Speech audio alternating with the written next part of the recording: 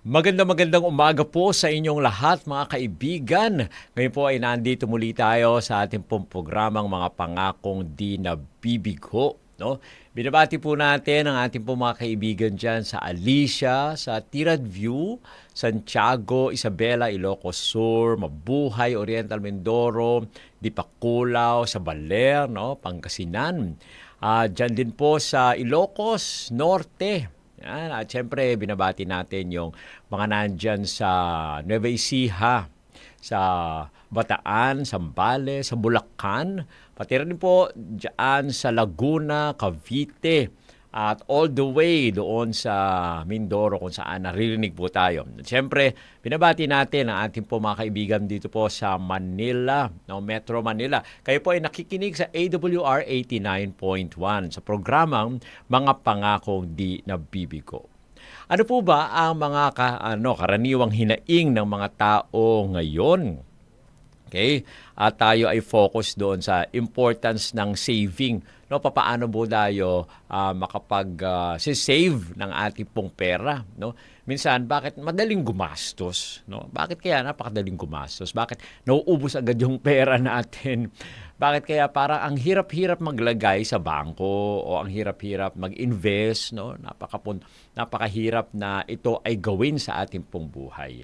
Kaya naman kung nanais natin na tayo po ay makahanap ng magpupuno sa buhay natin. So umaga po ito, tayo po ay magsasaliksik ng salita ng ating Panginoon sa kanyang mga banal na kasulatan. Kaya ating pong patuloy na subaybayan, no? Wag po kayo aalis sa ating pong programang Mga Pangakong Di Nabibigo. Ito ang iyong Kuya Bong. No? So ano po ang napaka-importante na bagay sa buhay natin? Ano po ba ang mahalaga? Ang kahalagahan ng pag-iipon. Yan ang focus po natin, in importance of saving.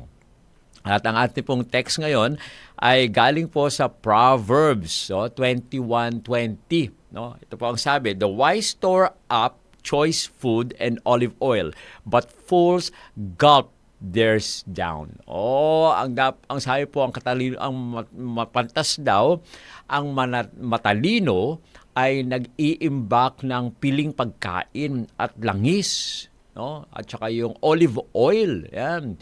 Ngunit nilalamon agad, no? Inuubos agad ng mangmang ang nasa kanila.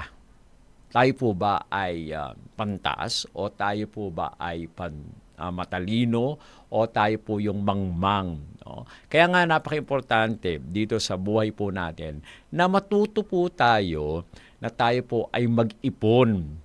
Dahil sa katulad ng mga langgam, no? Yan, sila po ay nag-iipon, sila po ay matatalino. No, yung mga bees, no, sila po ay nag-iipon, sila po ay matatalino. At iba't ibang mga hayop, lalong-lalo na doon sa lugar na nagyeyelo, no, ang ginagawa po nila, nag-iipon mo sila para pagdating ng tagyelo na hindi sila pwedeng lumabas, ay meron silang pagkain at hindi sila mamamatay.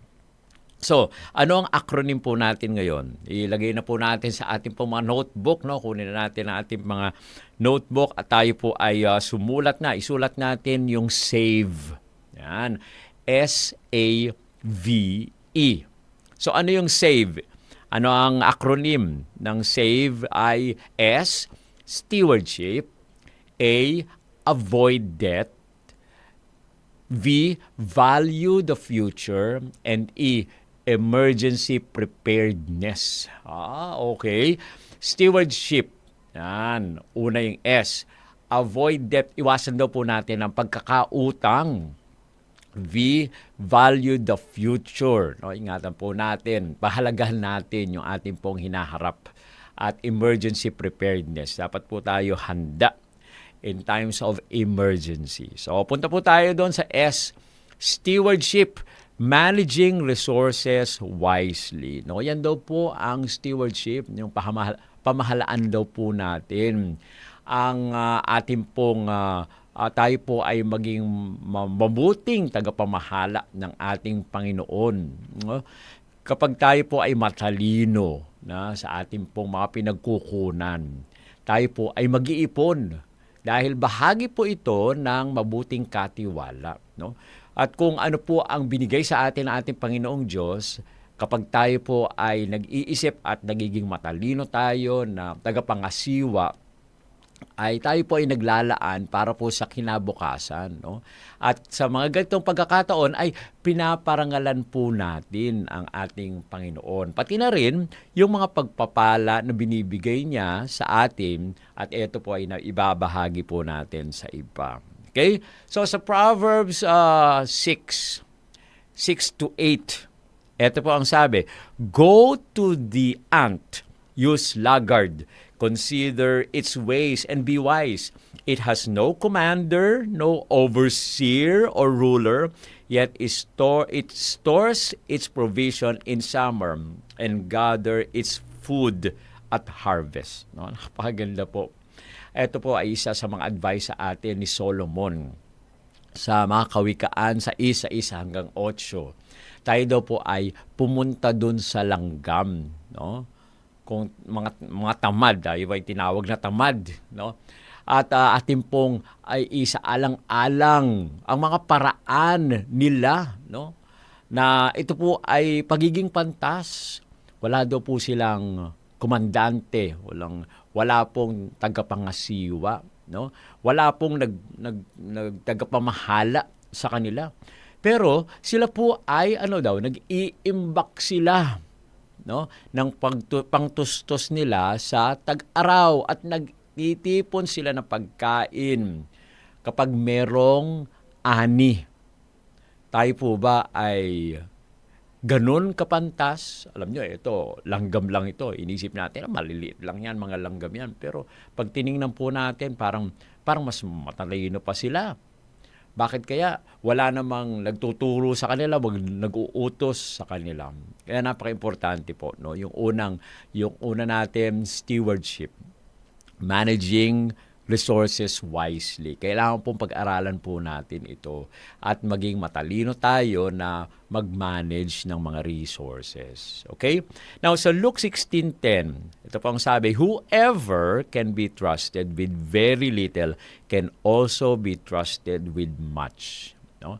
Ang sino man daw po na mapagkakatiwalaan sa kakaunti ay mapagkakatiwalaan din sa marami. No? So, ang ibig sabihin po, kahit konti pa yung pera ninyo, kahit konti pa yung sweldo ninyo, kahit pa kokonti lang yung ari-arian po ninyo, ang focus po natin ay sana mapagkatiwalaan po tayo. No? Kung tayo daw po kasi ay isang tao na mapagkakatiwalaan sa maliit na mga bagay, darating ang panahon, kung dumami na ang ating pong mga ari-arian, dumami na yung pera natin, mapagkakatiwalaan pa rin tayo. Sapagkat nasubukan tayo sa mga maliliit na mga bagay. Yan. So sabi naman ni Warren Buffett, no? Warren Buffett, "Do not save what is left after spending, but spend what is left after saving."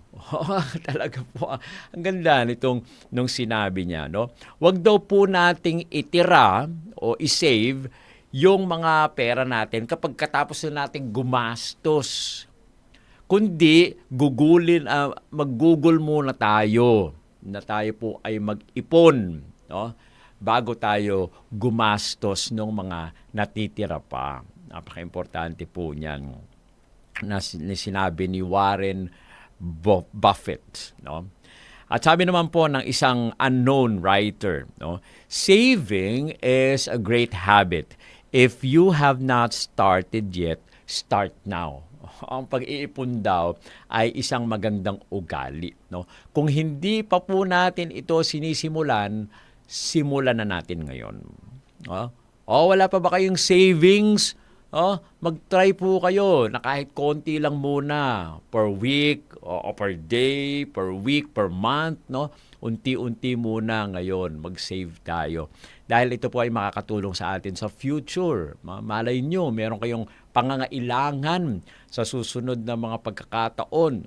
Kailangan po ay meron tayong savings na maaari nating dukutin No? Sabi sa atin na kung meron daw pong isinuksok, merong madudukot.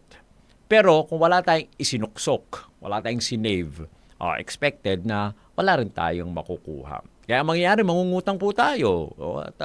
At nakakalungkot na ito po ay dahilan ng paghihirap ng mga tao kapag merong mga utang sa buhay. Okay? So yan po, stewardship, managing God's resources wisely. Okay? So save, ano po yung sunod? A, avoid debt and financial burdens. No? Iwasan daw po natin yung utang at yung mga pinansyal na pasanin.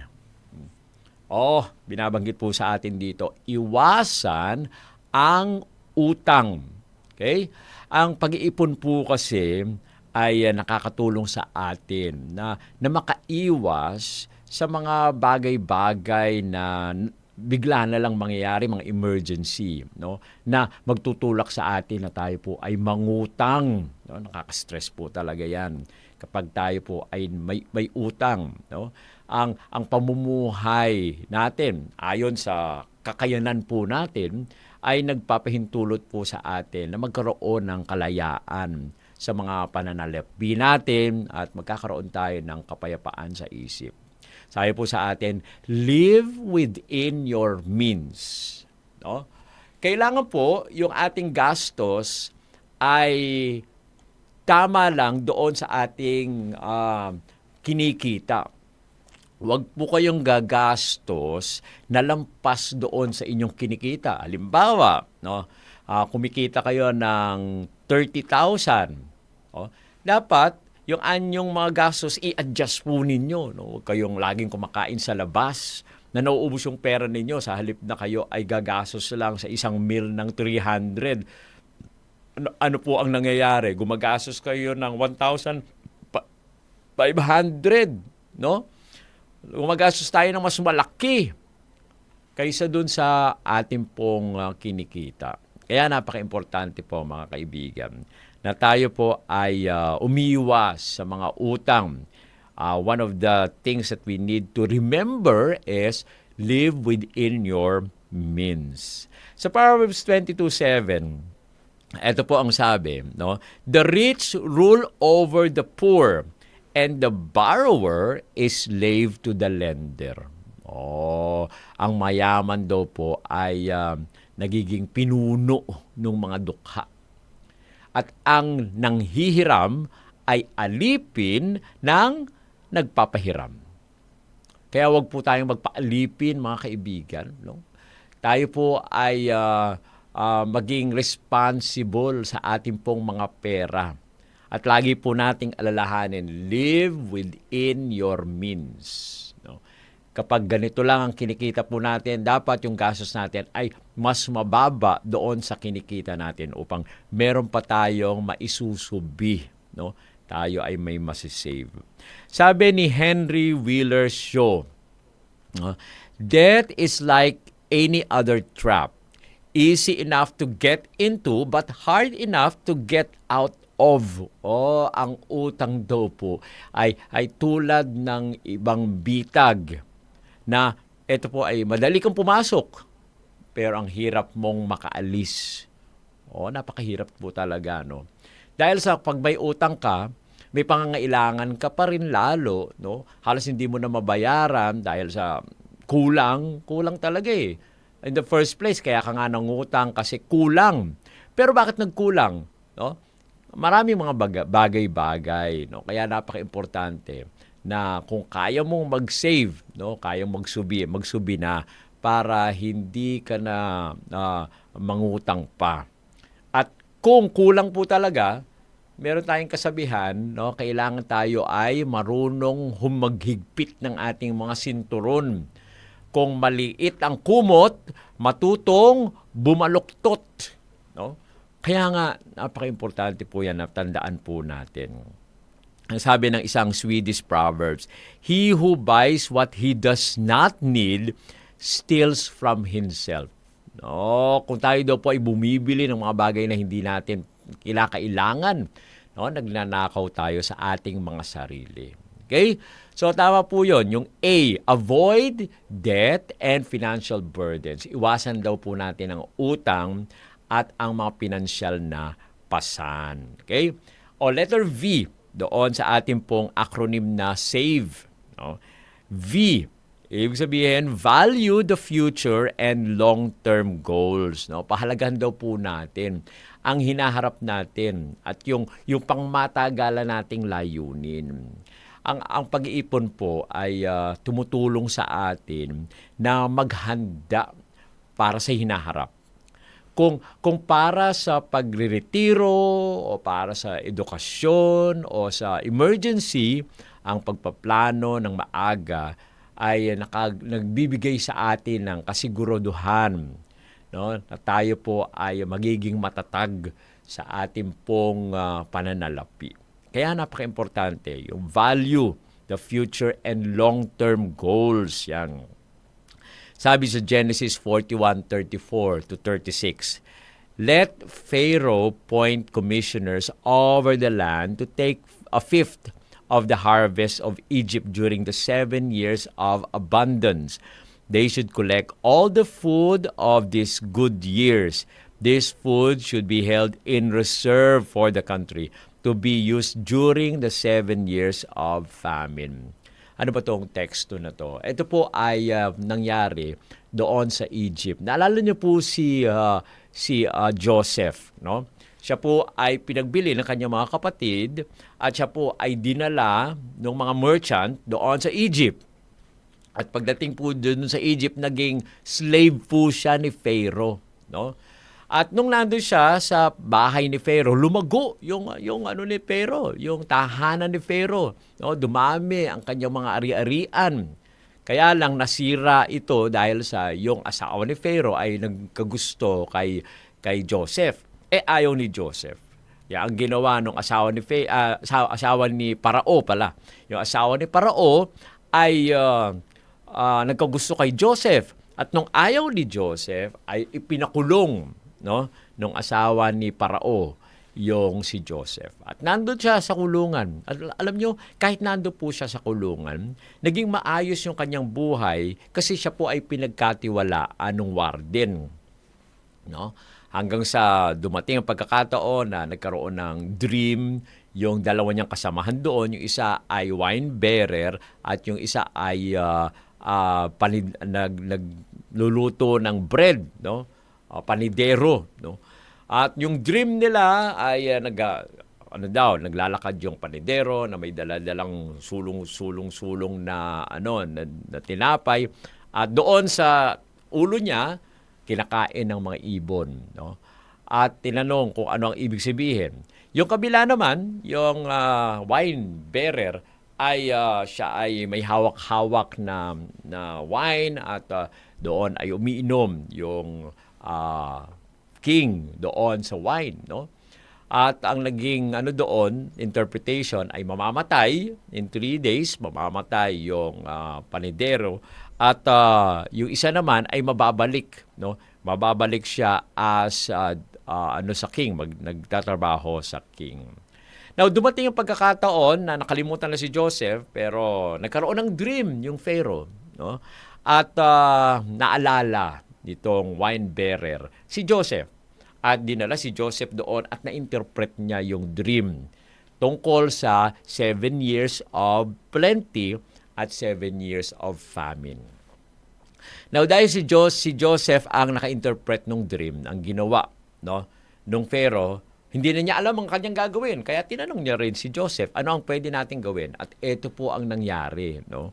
Ito ang nandito sa tala sa Genesis 41:34 to 36, na ang utos o ang suggestion ni Joseph ay magbigay ng commissioner, no? Ang lahat nagbigay ng mga nagasingil, no? Na yung fifth 5% ng harvest ay ilalagay sa mga doon sa lugar kung saan iimbak nila yung mga pagkain para yon ang gagamitin nila sa susunod na 7 years of famine. Naging maganda po, no, ang nangyari doon. Bakit? Dahil yung future ay na-secure. No? Ganon din po tayo. No? Ito rin yung advice sa atin. Na-secure po natin yung future. I-invest po natin. Dahil sa hindi natin alam po ano yung pwedeng mangyari sa ating pong hinaharap. Sa Ecclesiastes 11:2, invest in 7 ventures. Yes, in 8, you do not know what disaster may come upon the land. No? Ang ganda ng advice din sa atin sa Ecclesiastes 11:2. No? Mamuhunan daw po tayo ng 7. O kaya mamuhunan tayo ng 8. No? Dahil hindi po natin alam kung ano ang mga kapahamakan na maaaring mangyari sa atin sa hinaharap. Hindi po natin alam kung ano yung darating. So sabi ni John Maxwell, siya po ang isang writer. Sabi niya, a budget is telling your money where to go instead of wondering where it went. Talaga po, no?